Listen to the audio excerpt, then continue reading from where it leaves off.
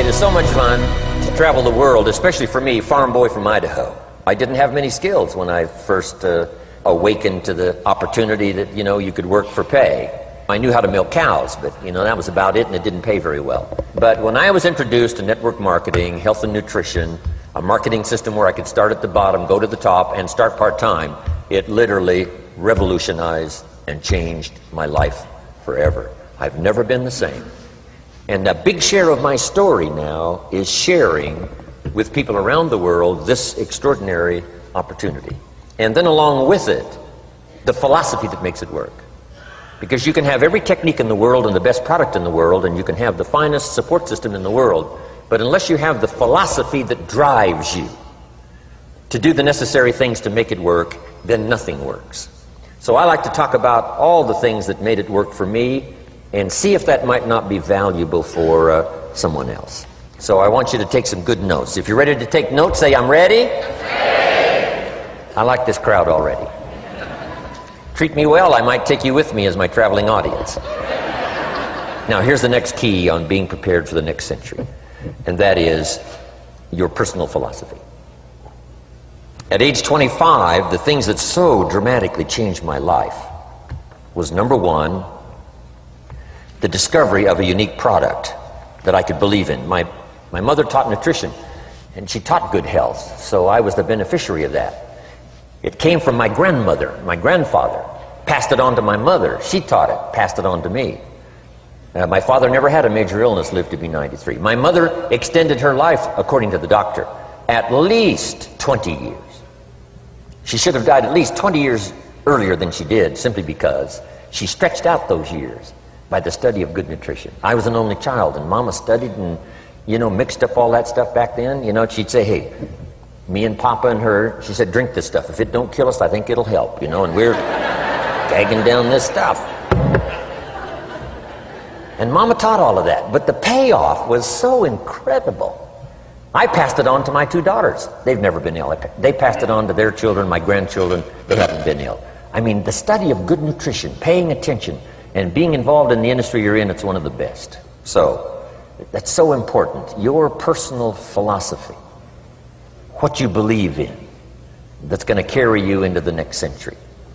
Let me give you now some of the early philosophies that changed my life forever. I heard one of them in my introduction.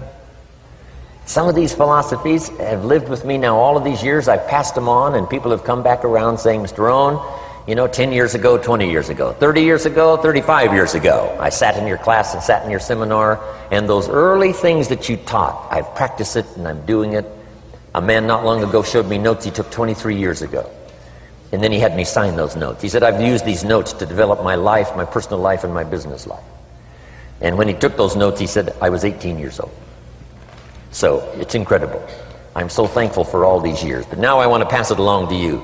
Some of the philosophies that changed my life forever. Okay? If you're ready, say, I'm ready. Ready. Here's the first one. Profits are better than wages. Once I understood that, I got rich. Profits are better than wages. Nobody taught me that in high school. I went to college for a year and a half, and I never heard it. I'm 25 and broke. I'm not destitute. I'm broke. Too much month at the end of the money is broke. And I finally hear this philosophy. Profits are better than wages. Now here's the phrase that goes with it. Wages make you a living, which is fine. Profits make you a fortune, which is super fine. And you can live both fine and super fine. You've now got the mechanism and the ways and means to do that. Profits are better than wages. Guess what? I taught this in Moscow when I was teaching capitalism. The communists had it all wrong. They taught that capitalism was, a big company that oppresses its workers. I mean, it was absolutely ridiculous. They had mentally lost it when they came up with this ridiculous philosophy. Communism taught capital belongs to the state, not the people. And we taught all these years what? Capital belongs in the hands of the people, not the state. That's why, of course, kids should pay taxes, because they can be capitalists, and all capitalists should pay taxes. And it doesn't take much to start an enterprise that makes a profit.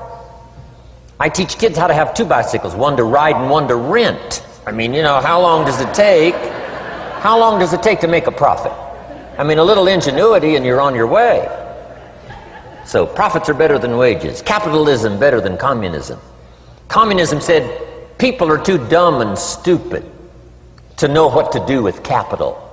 So you must take capital away from all the dumb, stupid people and give it to the all-wise, all-knowing state. And let the state run everything. I mean, that was communism.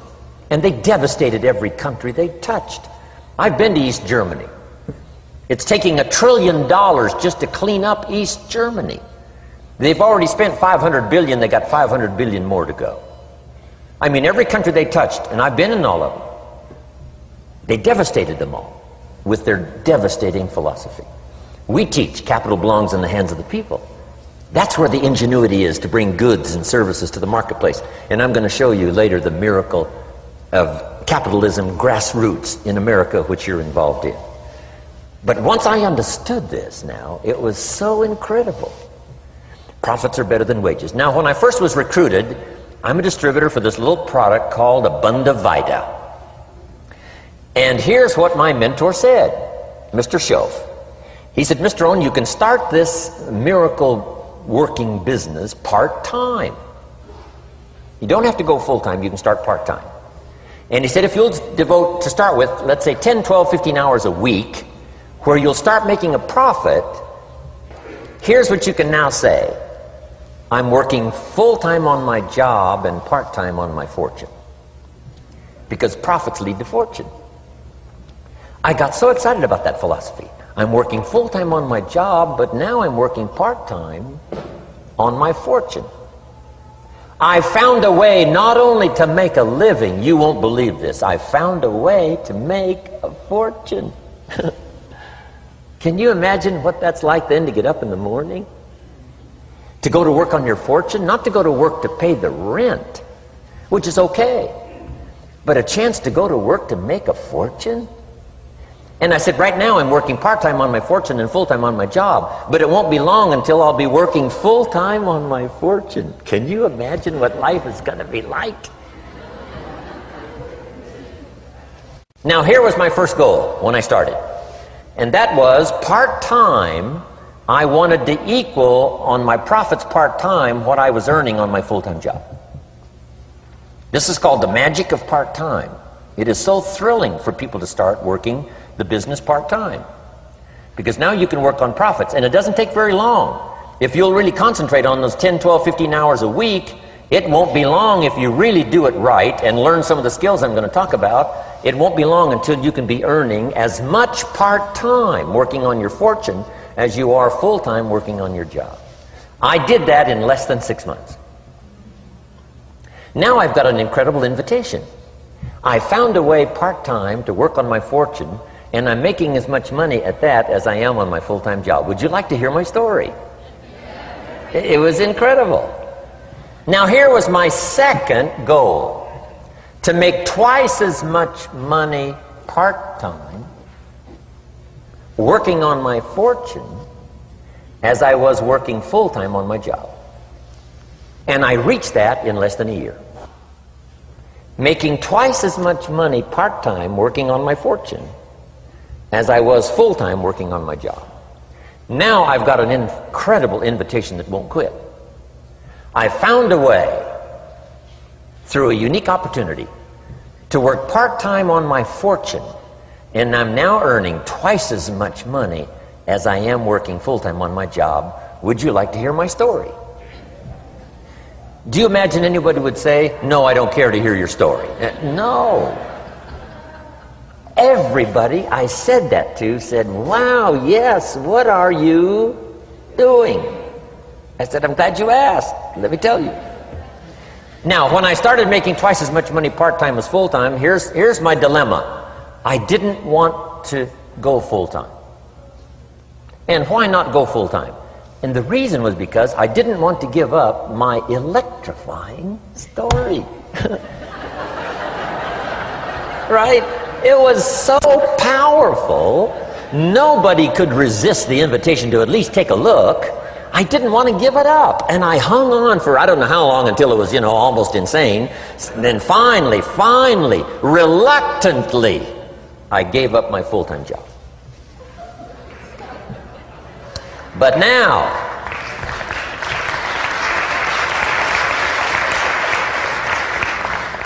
you can imagine the thrill and excitement of going to work full-time on my fortune. It was incredible. But I want you to jot down the magic of part-time. What does it take to really change a person's lifestyle? Not very much. An extra $1,000 a month, I'm telling you, would drastically change most American families' lifestyle. And that's why part-time is so valuable, because it very quickly changes a person's lifestyle. And here's what the change in lifestyle does. It's a great recruiting tool. One of the greatest recruiting attractions is the money you make part-time. Somebody said, "You've been on 3 vacations this year?" Says, "Yes, I got this little part-time thing going." Says, "What's that?"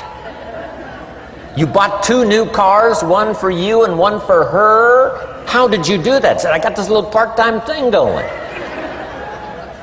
Your kids have got all these new clothes? Yes. All this stuff is happening. What is it? An extra $1,000 a month. See, $1,000 a month full-time, nobody wants to hear your story. $1,000 a month part-time that starts to change your lifestyle, everybody wants to hear your story.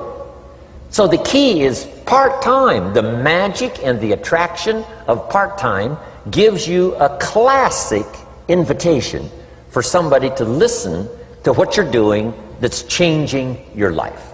And it's not just necessarily the money that changes your life. It's what you do with the money. It's the change of lifestyle. So part-time helps to change lifestyle, which gives you a classic invitation to look at what you're doing. That's how I started in network marketing, age 25. Wow, these philosophies changed my life. I wish I would have learned them in high school. In high school, if they would have offered Wealth 1, Wealth 2, I'd have taken both classes. I wouldn't have waited until I was 25 and broke. Here's the next one. Philosophy that helped change my life. It's not what happens that determines your life future. It's not what happens that determines your life future. It's what you do about what happens. All of us are in like a little sailboat. And it's not the blowing of the wind that determines your destination. It's the set of the sail. So jot this phrase down. It's one of the best to understand. Kids need to understand it. The same wind blows on us all. The same wind blows on us all. The wind of disaster, the wind of opportunity, the wind of change. The wind when it's upside down, the wind when it's favorable and unfavorable. The same wind blows on us all. The economic wind, the social wind, the political wind. The same wind blows on everybody. The difference in where you arrive in 1 year, 3 years, 5 years, the difference in arrival is not the blowing of the wind, but the set of the sail. And that's what learning is all about, to set a better sail this year than last year. To set a better sail. The first 6 years of my economic life, I wound up broke. Second 6 years, I wound up rich. You say, well, the Democrats must have finally gotten power. No.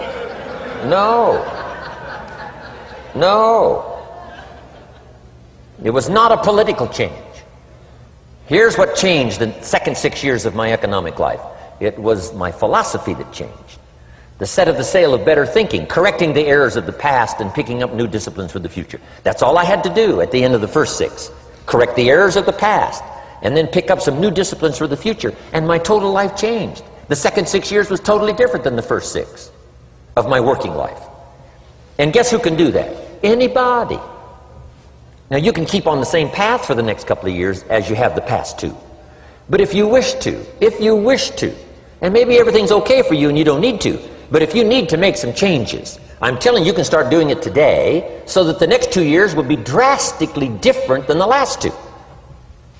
And anybody who wishes to do that can. And you can do it between ages 40 and 43. You can do it between ages 13 and 15. You can do it between ages 60 and 62. Any 2 years, any 5 years that you wish to drastically change from the previous 5, you can do it. If you wish to. Now this isn't written. This is not a law. Here's what it's called: opportunity. But if you don't know you can change, if you don't know you can drastically change your income, change your future, change your health, change your marriage, change everything, if you don't know that, Some people then go year after year after year after year not making much change simply because they didn't get to the class. They never read the book. They never went to the seminar. They never made the discovery. They didn't seek for the knowledge of how could I make my life better. And if you just rock along, I'm telling you it's okay. Anybody can live any way they choose, but I'm here to tell all of you that if you wish to, it's possible to make the next 3 years totally different than the last 3. And all you have to do is just a few things. So we got that one now? It's not the blowing of the wind that determines your income. It's not the blowing of the wind that determines your fortune. It's the set of the sail. And that's why we gathered here today. Maybe I've got some ideas that'll help you with a couple of little things about setting the sail of your thinking that might drastically give you multiplied more benefit the next 3 years than you've gotten in the last 3. So it's not what happens. What happens to everybody. Chevron years ago brought me in to talk to management. They said, Mr. Rohn, you travel around the world and you're fairly knowledgeable. What do you think the next 10 years are going to be like? I said, gentlemen, I can tell you I do know the right people. So they all leaned forward and listened carefully. And I said, gentlemen, the next 10 years are going to be about like the last 10.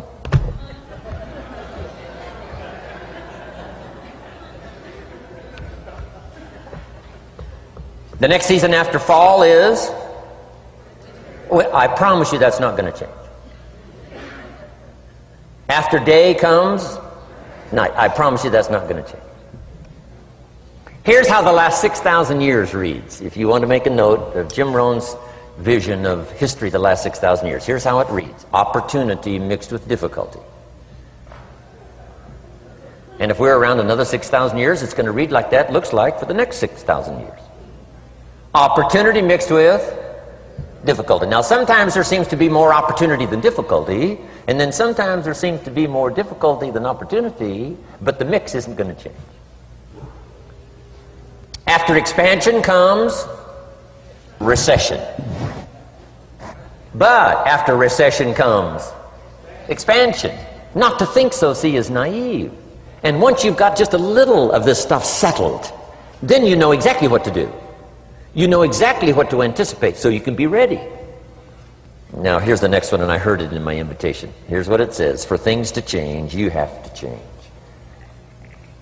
I was hoping the government would change, and taxes would change, and economics would change, and my boss would change and be more generous. I wished for everything to change, and my teacher said, no, Mr. Rohn, for things to change for you, you have to change. Don't wish it was easier, wish you were better. Once I understood this, this altered the course of my life. Don't wish it was easier. Wish you were better. And here's the big one. Don't wish for less problems, wish for more skills. You don't need less problems. You simply need more skills. Don't wish for less challenge, wish for more wisdom. Accept the challenge, because you can't grow without a challenge. You can't get rich without a challenge. You can't fly without gravity. You have to understand the challenge. But that's the key, is to now develop wisdom to overcome the challenge. Don't wish for less challenge, but more wisdom. And then here's one more philosophy that helped change my life forever. You can do the most remarkable things no matter what happens. Humans can do the most remarkable things no matter what happens. Philosophies that changed my life. Here's one of the big philosophies I learned in network marketing. It's called the law of averages. If you do something often enough, a ratio... Here's one of the big philosophies I learned in network marketing. It's called the law of averages. If you do something often enough, a ratio will appear. Key phrase, if you do something often enough, a ratio will appear. It's amazing. It's uncanny. In baseball, we call it batting average. If you talk to 10 people, one says yes. Now the ratio has begun. 1 out of 10. Talk to 10, get 1. Here's something interesting about the law of averages. Once it starts, it tends to continue. This is colossal information. Once a ratio starts, it tends to continue. If you talk to 10 and get 1, sure enough, chances are excellent. If you talk to 10 more, you'll get another one. Talk to 10 more, you'll get another one. Now you can compete. If you can only get 1 out of 10, you can compete, even with somebody that can get 9 out of 10. If you've been here a long time, you can get 9 out of 10. I just joined, I can only get 1 out of 10. If we have a 30-day contest, I will beat you. Say, well, how could you beat me? Here's why. During that 30 days, you talk to 10 and get 9. I talk to 100 and get 10. I beat you. Isn't that clever? This is clever stuff. And I do it for 2 reasons. I sincerely wish to win. But I do it for another very sincere reason. I wish for you to lose. And that's noble on my part. Here's why it's noble. You learn more by losing than you do by winning. So I wish to give you that experience. Now here's how I do it once I understand the law of averages. When I'm new, I make up in numbers what I lack in skill. I make up in numbers what I lack in skill.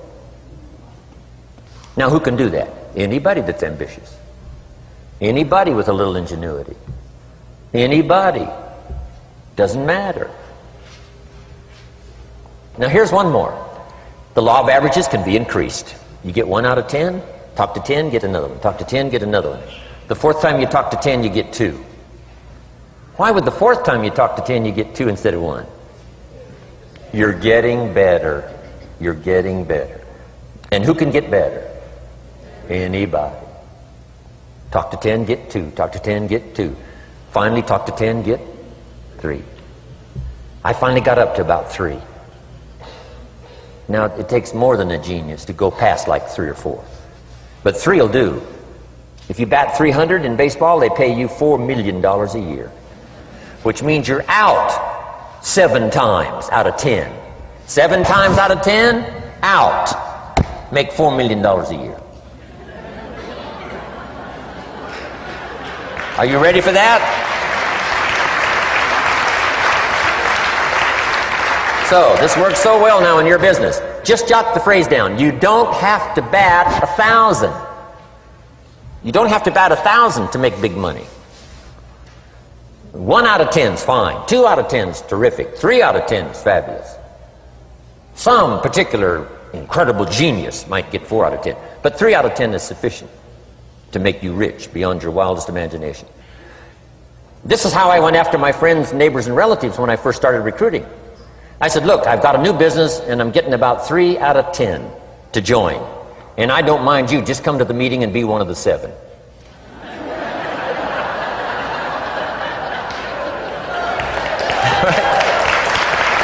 Doesn't matter. You're my friend, you'll do me a favor. And so it's not important to me that you like it. It's not important to me that you join. It's certainly not important to me that you buy. It's just important to me that you listen. One of the reasons, though, I want you to hear the story is because a year from now, if I'm doing well, I don't want you to say, how come you never picked up the phone a year ago? I never got a letter, never got a call. You call me a friend? You're making all this money, you never picked up the phone. So I don't want that to happen.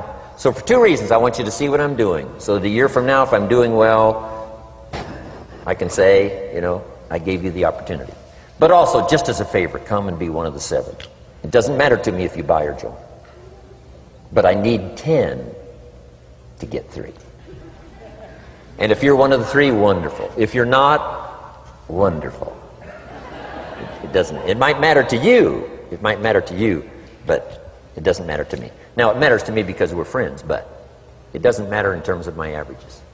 So if you decide to get rich, just learn the law of averages. You're off and running. Now, here's the second law that changed my life forever in network marketing. I learned the law of sowing and reaping. And in the law of sowing and reaping is also the story of the law of averages. Jot this down. The story of the sower comes from the Bible. I'm an amateur on the Bible, but this is such a useful story. Here's what the story says. And take the notes because the drama's in the details. The sower was ambitious. Evidently he was ambitious. When you read the whole story, you'll conclude, yes, this was an ambitious sower. Here was number 2. He had excellent seed. The sower who sowed the seed had excellent seed. And the excellent seed can be an excellent opportunity, an excellent product, an excellent story. So we've got an ambitious sower with excellent seed. But now here's the rest of the details of the story. for your information, for the drama of your life, so you can understand things better. Learning some of this is how I got rich by age 31. Okay. Number one, it says the sower goes out to sow the seed, but the first part of the seed falls by the wayside and the birds get it. So jot this down. The birds are going to get some of the seed. The birds are going to get some of the seed. Now you say, well, Mr. Rohn, what does that mean? Well, I invite John to come to a meeting. He said he'd be there Tuesday night. Tuesday night I show up, John isn't there. I say, John, I wonder why John didn't make it. Now I know the answer. The birds. The birds. John had this great idea of coming to the meeting to look at an opportunity, and somebody stole it and said, you're not going to go see network marketing. And he says, well, maybe not. So have you jotted that down now? The birds are going to get some. Now when the birds get some, you've got two options. Number one is to chase birds. And say, well, let me get a hold of the person that talked him out of coming to the meeting. I'll tear him a new page. But I wouldn't do this. Here's what happens if you go chasing birds. You leave the field. If you go chasing birds now, you leave the field, which is going to distract from your future, not add. So you can't chase birds and try to straighten this stuff out. Here's what it is. It's just one of those things.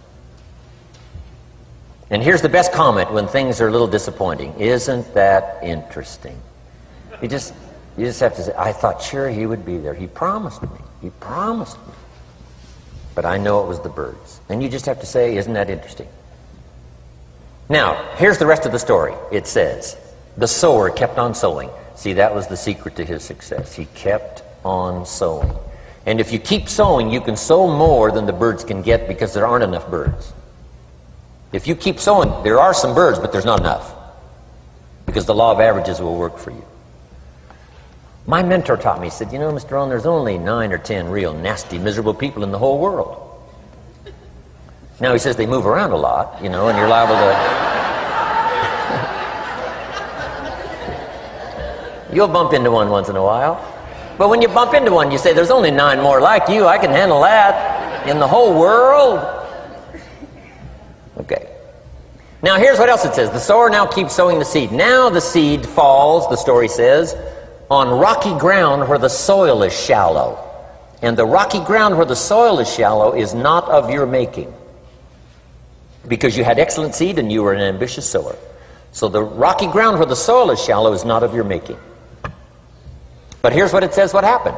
This time, the little seed that falls in the ground starts to grow. And the little plant starts to grow. But the first hot day, it withers and dies. It dies. Not an easy thing to watch. I finally get John started. Sure enough, 3 or 4 days later, somebody says, boo! And he goes...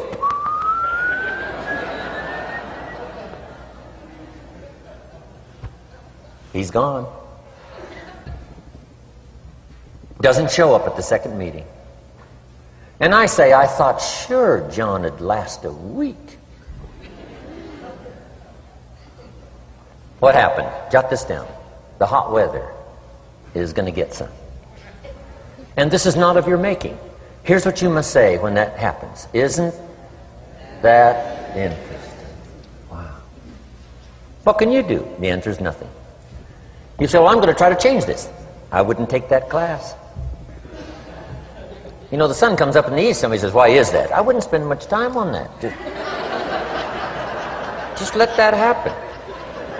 Don't go for this why stuff. I'm giving you the answers here. The answers is in the structure and the consequences and in the deal. The answer is in the deal. Anything beyond that is not worth study.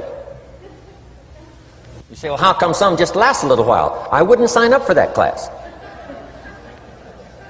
Here's the answer. Some don't stay. You just have to jot that down. And when some leaves, you say, that's one of those that don't stay. Now you know what category to put them in. And you can't solve this now. You can't. It's like rearranging the seasons. You can't fool with that. All you can do is cooperate with the way things are set up. I didn't set it up. You say, well, it shouldn't be this way. Well, when you get your own planet, you can rearrange this whole deal. But on this planet, you're a guest. You got to take it as it comes. Now, here was the secret to the ambitious sower with good seed. It said he kept on sowing. Now, here's what he had to do to keep on sowing. He had to discipline his disappointment. This is a key phrase now to use the rest of your life. You must learn to discipline your disappointment. Because you didn't set up the setup, and some are not going to stay, and that is not of your making. Now, if you made gross errors and you ran them off, see, that'd be different. Now, you're responsible for that. But if it's in the normal course of things, this is the way things are.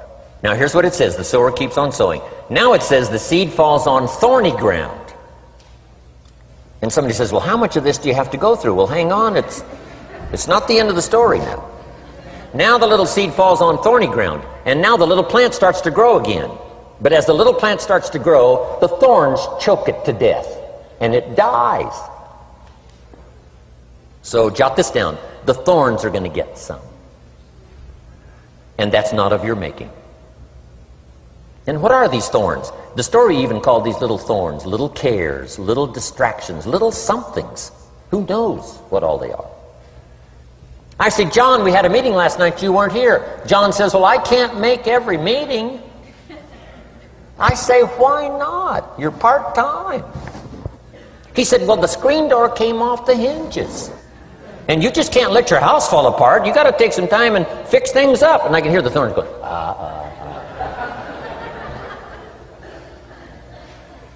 He says some extra trash had piled up in the garage. You can't let mountains of trash take over. You got to keep your trash hauled out. People who let little things cheat them out of big opportunities. People who let little things cheat them out of big opportunities.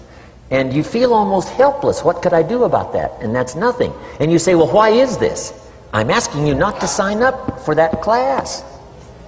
Don't sign up for these why is this class. It's just the way it is. Like winter following fall and spring following winter. So if you got that, the thorns are going to get some. But now here's the good news. Let's read the rest of the story now quickly. The sower now what? Keeps on sowing the seed. Keeps on sharing the story. Keeps on giving an invitation. Yes, the invitation can be more powerful for me as it was 1 year later than it was the first month. Because now I'm saying I'm making twice as much money part-time as I'm making on my full-time job. Yes, the story can be more powerful, but the law of average is still going to work. But now here's what the story said. Finally, the seed falls on good ground. Finally, the seed falls on good ground. Now put this in parentheses. It always will. If you keep sowing. If you share a good idea long enough, it will fall on good people. But now here's the rest of that story. Some of the good ground did 30%. And some of the good ground did 60%. And some of the good ground did 100%. You say, well, why the difference in numbers? I wouldn't sign up for that class. Come on. Have I said that often enough now? Don't register for that class. It's just the way it is. Now, I tried to get the 30s to do 60. Found out it was more than I could handle. I used to say, I'll make them successful if it kills me. I almost died. No, you can't do that.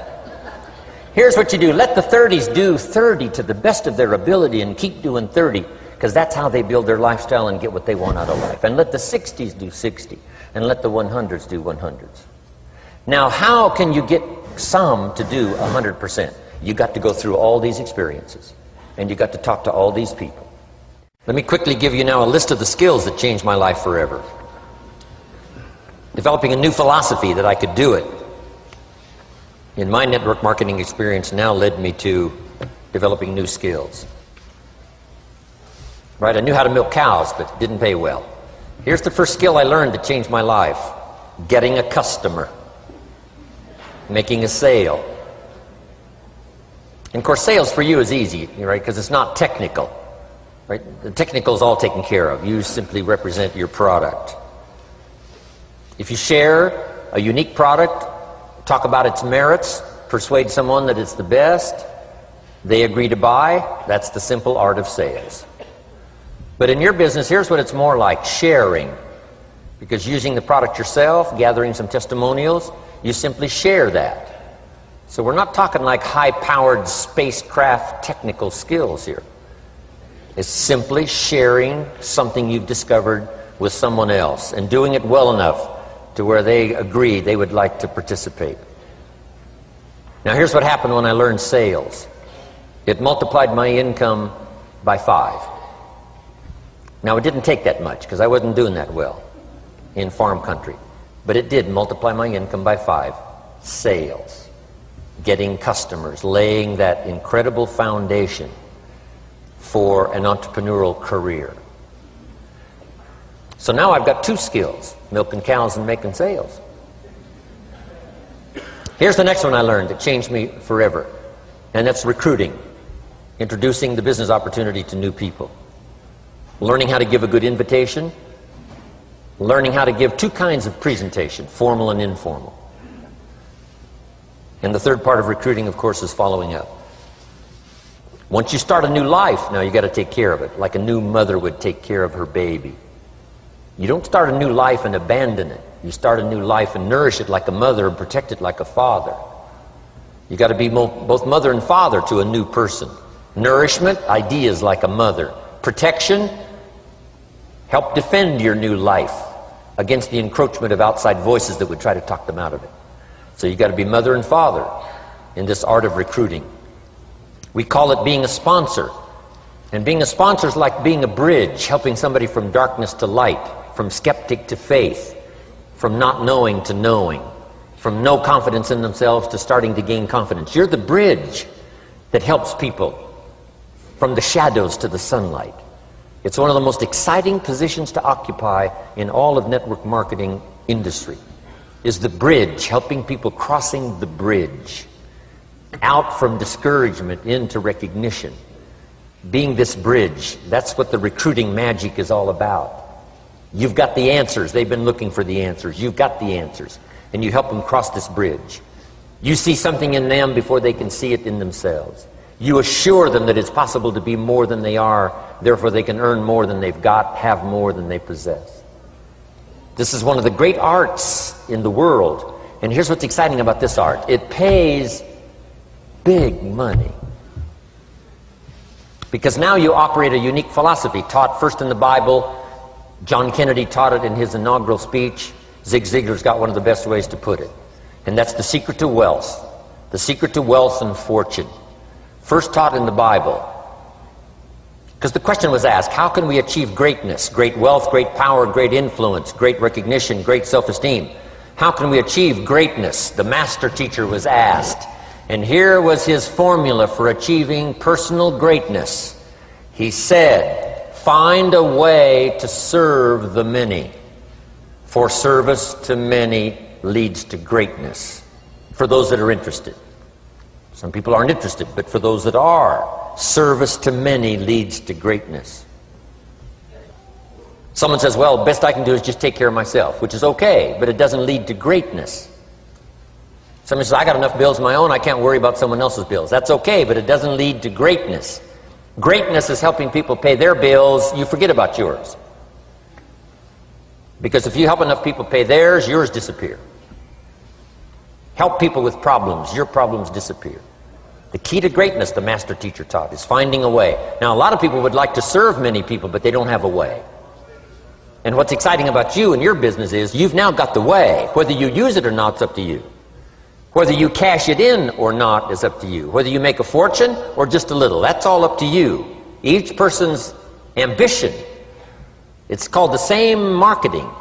The same product. The products are the same for everybody here. The marketing system is the same. The difference is each person's philosophy and each person's individual ambition.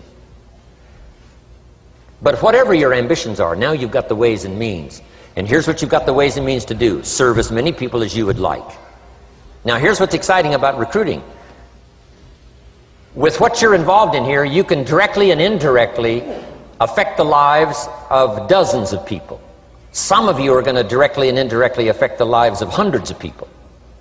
And some of you, if you wish, can directly and indirectly affect the lives of thousands of people. And the pay is accordingly. If you affect a few, you earn that pay. If you affect the many, you earn that pay. But the secret is found in the Bible. Service to many leads to greatness. Now, John Kennedy said it in his inaugural speech. Here's what he said: don't ask. Don't we wish that was the current political philosophy? Where is John Kennedy and his philosophy? John Kennedy said, don't ask. That's important if you understand philosophy. He said, don't ask what the people can do for you. Don't ask what the country can do for you. Don't ask what the government can do for you. That's not how you get rich. That's not how you have high self-esteem. That's not how you get trophies to put on the mantle above the fireplace, asking what the people can do for you. Don't ask, he said, what the people can do for you, but ask, what could I do for my country? And the country means the people. What could I do for the people? I want trophies. I want recognition. I want high self-esteem. I would even like a chance to make a fortune. John Kennedy says it's easy. Don't ask what the people can do for you, but ask, what could I do for the people? Could I directly and indirectly serve many in my country? And now that you are participating in this program, the answer is yes. Now, Zig probably said it best. Zig's got some great stuff. Zig and I have been good friends for a lot of years. Zig says money isn't everything, but it ranks right up there with oxygen. Zig, you're right. Zig says, my dentist told me, Zig, only floss the teeth you want to keep. You know, forget the rest. But here, Zig is famous for this now. This is one of Zig's philosophies, and it goes right along with the other two, the Bible and John Kennedy. Here's what Zig says: if you help enough people get what they want, you can have everything you want. If you help enough people get what they want, you can have everything you want. Now, wanting everything you want, we call that self-interest. But it's okay to have self-interest if you do it in a positive way. By helping enough people get what they want, you can have everything you want. Now, you can accomplish all that by learning this next skill called recruiting. And I learned it, and it made me fortunes. So now I've got 3 skills: milking cows, making sales, and recruiting. Here's the next skill I learned that paid big money: organizing. Once you got a few, get them to work together, see, and that's magic. Getting people to work together is magic. Now, yes, it's challenging, like having several members of your family. Getting them to work together is challenging, but it's magic. Getting husband and wife to work together is challenging, but it's magic when it happens. But everything magic is challenging. Just got to jot that down. Everything magic is challenging. But once you figure out the challenge and go for it, then the magic occurs. Let me tell you how magical people working together is. Let me quote the Bible again. It says, if 2 or 3 agree on a common purpose, nothing is impossible. Just try that on for your mental size. If 2 or 3 agree on a common purpose, nothing's impossible. Everybody's looking for a challenge.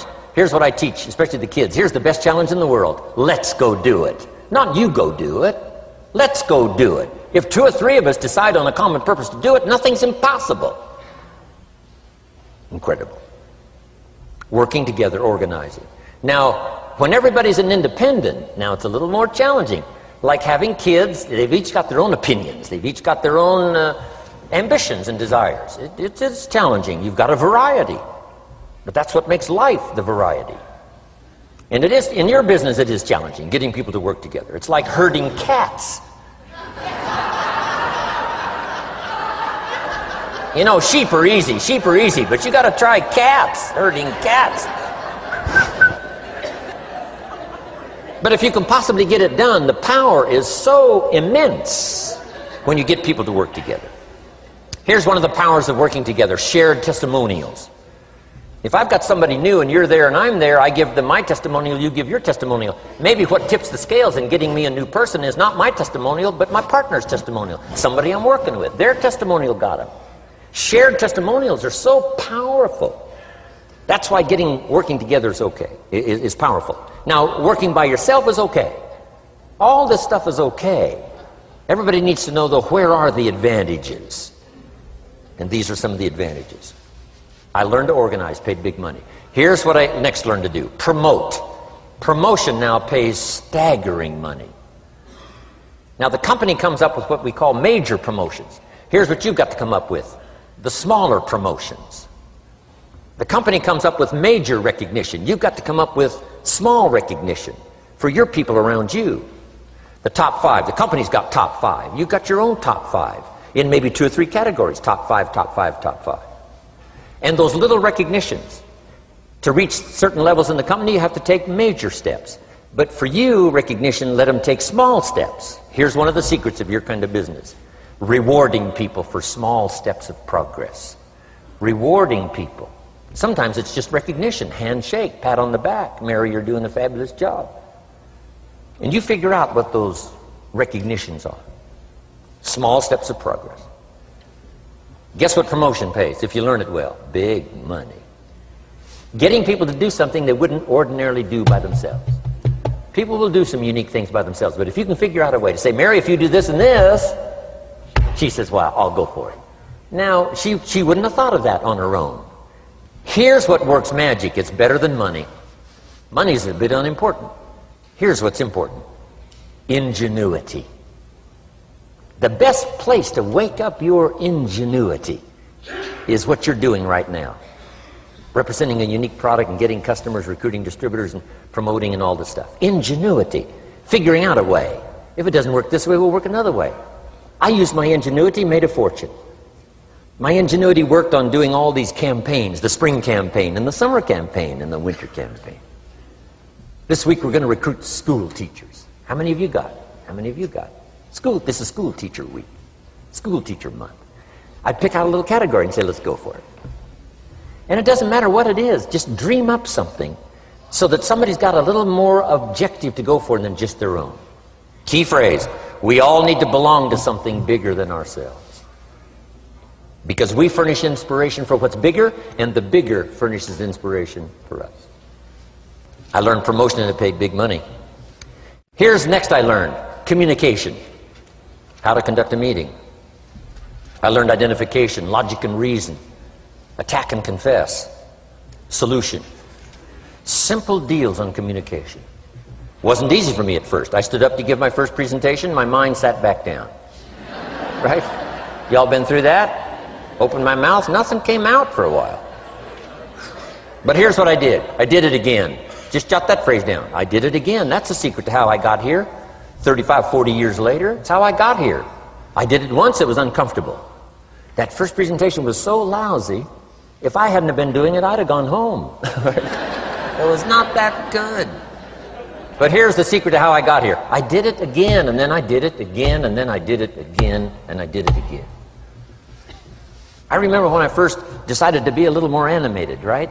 And walk out away from the podium, right? Get out from just behind the podium. So I got out there, and then I thought, how do you get back? Whoa, I'm stranded out here. Remember those times? Doing something for the first time? But you learn quickly in your business, right? In your business, the guy stands up to give his first testimonial, and he's so nervous he forgets his own name, right? And 30 days later, he wants to give a 3-hour testimonial, right? You hardly get him off the stage. So, learn communication. How to affect other people with words. That's the greatest art in the world to learn. How to affect other people with words. Key phrase, don't be lazy in language. If you learn to use the gift of your own language wisely, it can make you a fortune and build an incredible life. Here's 3 other things I learned. One is to train. Training people how the business works. And then I've used another word called teach. Train and teach. And only to say this, training people how the business works, teaching is how life works. Because here's what all of us need for the 21st century. Business skills and life skills. The life skills are leadership skills. The life skills are learning how to set goals.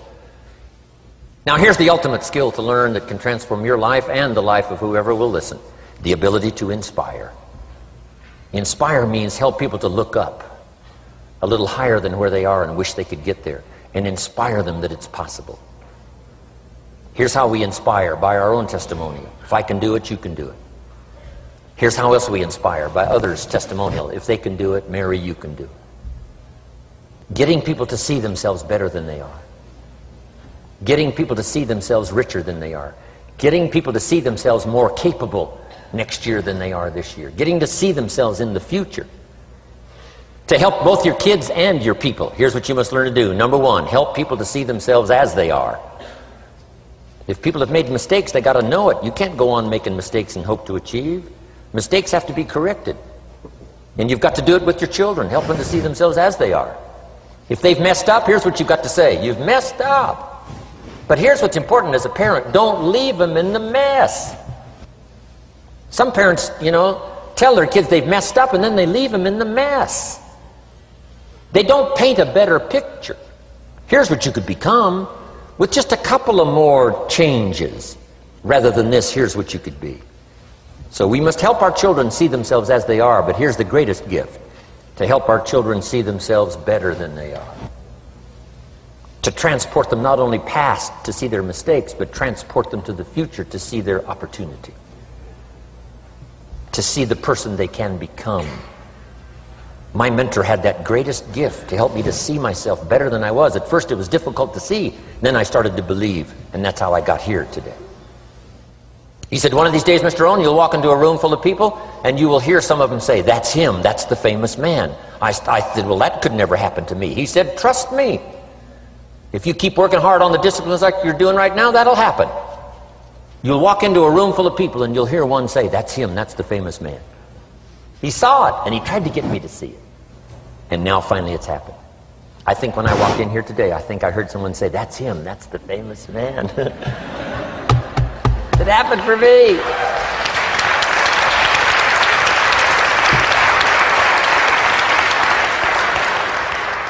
And if it can happen for me, it can happen for you.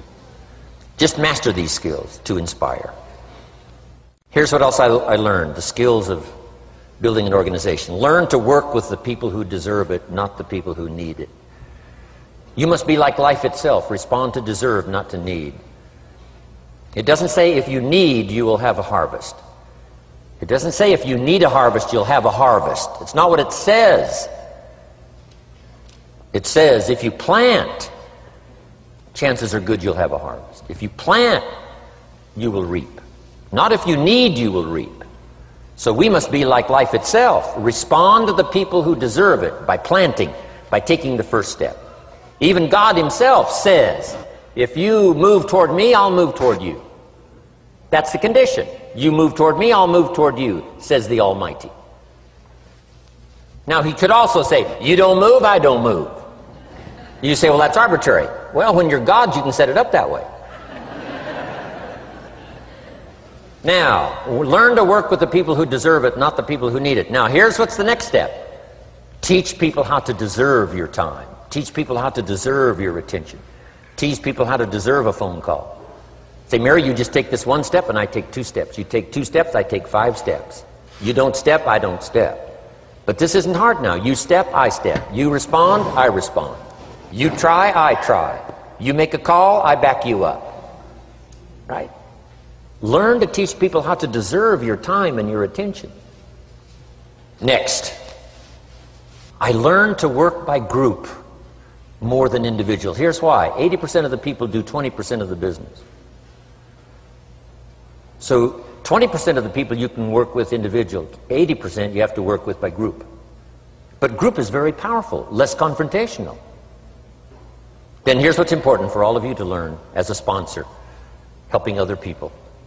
You can help 1,000, but you can't carry 3 on your back.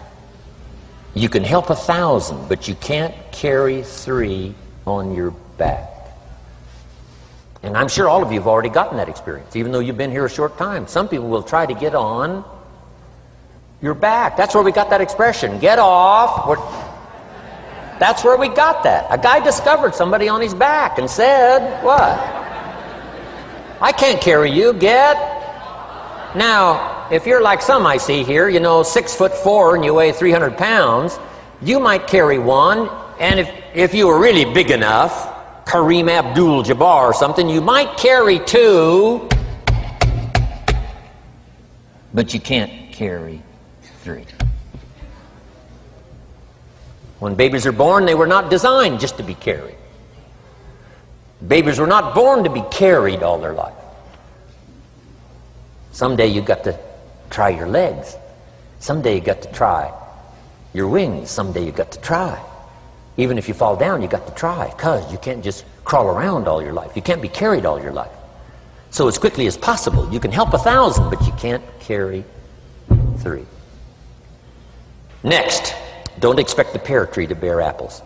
I used to try to change everything. You can hang apples on a pear tree. I'm telling you, it won't help. You can put up a sign, this is an apple tree. Sure enough, come the season, pears. Here's what I learned. You cannot change people, but they can change themselves. You cannot change people, but they can change themselves. Incredible. Capital in your business isn't what matters. Okay, it's not the money that buys you a future. It's your skills that buy you a future. Money and no skills, and I'm telling you, you're still poor. Money and no ambition, where are you? Money and no courage, you're broke. A little bit of money and a whole lot of courage. That's all we need. I'm looking for people when I'm recruiting back in those days, and the money didn't matter. What mattered to me was somebody's willingness, somebody's ingenuity, somebody's willingness to try. Right? If they had $1 to invest, that was plenty for me. $1 and some ambition, and I can show you how to get rich, and it'll be one of the classic stories of the company. I go to recruit somebody, they say, I don't have any money. See, I've been looking for you for 6 months. Let me show you how to do it without any money. Because here's the rules of capitalism. Jot this down. You can either buy and sell, or if you're in certain circumstances, you can sell and buy. If you've got ambition. Now, if you haven't got ambition, we can't cure that, and money won't cure lack of ambition. But if you've got $1 and some ambition, I'll show you how to get rich. And even if you don't have $1, I'll show you how to get rich, because you can sell and buy. Somebody says, as soon as the product arrives, I'll sell it. Then you don't understand. You don't understand the magic of fortune if you say, I have to wait till it gets here to sell it. And you probably don't understand the value of your own story. Once I understood that, I knew I was going to be wealthy. That's why right in the beginning I started giving big tips. I knew I was going to be wealthy. Say, wow, this guy tips like a rich man. I said, that's right, he tips like a rich man. Even in the beginning, I tipped like a rich man, because I knew I was going to be rich. Wow. Isn't this fun? Yes.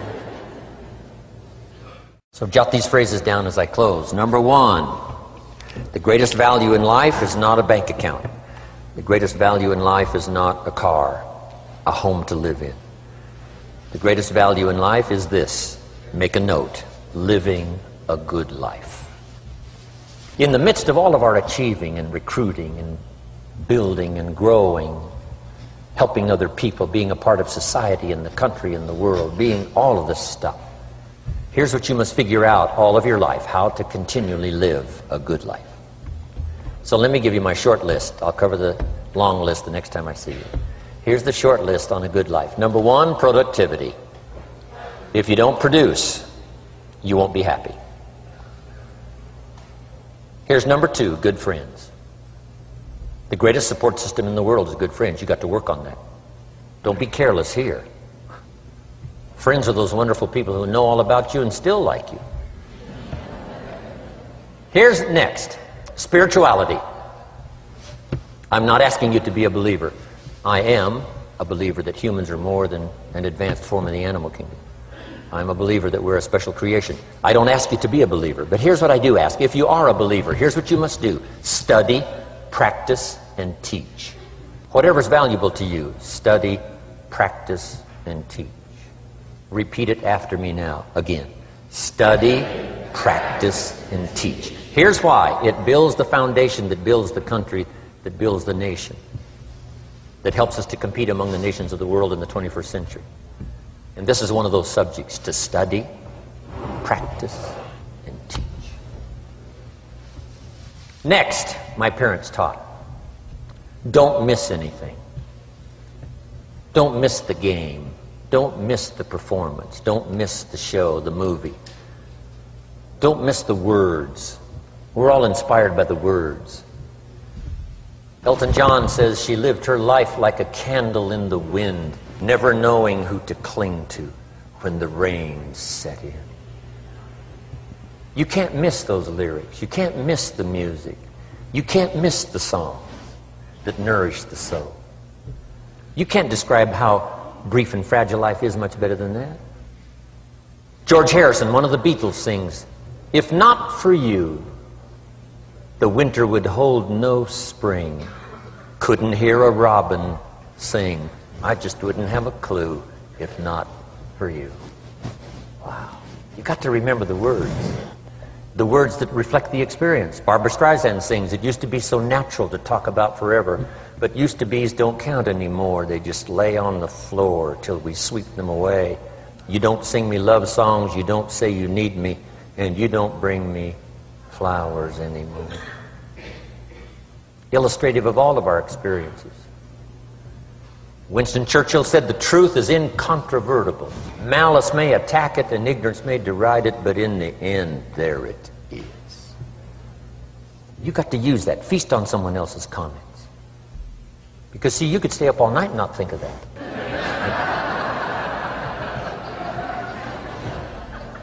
I'm asking you to do your research. I'm asking you, don't miss anything. Don't miss the play. When my father was 93, just before he died, if you would have called him at 10:30, 11 o'clock at night, he wouldn't be home. He's at the rodeo.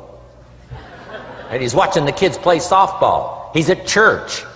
He's watching the concert somewhere. Every night. My parents taught me that. Don't miss anything. Even the little small things, don't miss. The big things, don't miss. Don't miss, don't miss. It's part of living a good life. Here's why. Jot this phrase down, it'll serve you well forever. If you live well, you will earn well. If you live well, it'll show up in the texture of your voice. If you live well, it'll show up in your face. If you live well, it'll show up in the magnetism of your personality. If you live well. So don't miss the nourishment of all the things around you that could help you live a good life. Next is the inner circle. Take care of them, they'll take care of you. Inspire them, they will inspire you. Nothing more valuable than the inner circle. That's where the power to conquer the world comes from, the inner circle. If a father walks out of the house and he can still all day long feel his daughter's kiss on his face, he's a powerful man. That nourishment of the inner circle is so incredible. If a husband walks out of the house and all day long he feels the imprint of his wife's arms around his body, he's invincible. Who can touch him? One person caring for another, the old prophet said, is the greatest of virtues. There's many virtues and values, but the greatest is love, one person caring for another. Better to live in a tent on the beach with someone you love than to live in a mansion by yourself. People caring for people. And especially that inner circle where the power is so magnificent that if you draw from it, if you nourish it, and then it nourishes you. Now here's my last comment. Ask for God's help. We could all use a little help. But my whole seminar was what you can do. A man took a rock pile, turned it into a fabulous garden. Somebody came and saw it and said, "You know, you and the good Lord have this fabulous garden here." The gardener said, "I understand your point, but you should have seen it a few years ago when God had it all by himself." So we do play a part. So make this the last note now. We have a chance as human beings to participate in the miracle process. We have a chance as human beings to participate in the miracle process. And you can go do that every day as often as you wish. Changing somebody's life. Rescuing somebody from oblivion. Building an organization second to none so that your name will appear in many people's testimonial. And that's why I came today. So that by chance, I don't need the money. That's not why I'm here. I take the money, but I don't need the money. But here's why I'm here. By chance, perhaps, if I've come along at the right time, I don't know what time this is for you, but if I've come along at the right time, just maybe, a week from now, a month from now, a year from now, 5 years from now, you might say, Jim Rohn came by and gave us a little piece of information. That started me down the road. Here's what's happened to me. And my name might appear in your testimonial. Now here's the drama as we finish. How many of you have my name in your notes? Here's the part of the drama then. I go with you. When we all leave here and the lights are out and the place is dark, I go with you because you've taken my notes and hopefully some of the spirit, some of the stuff I had besides just the notes. So I go with all of you. But here's the big drama. All of you go with me. See, that's so unbelievable. So as I leave here, I promise not to leave you behind. I will take you with me in my thoughts and in my heart. God bless.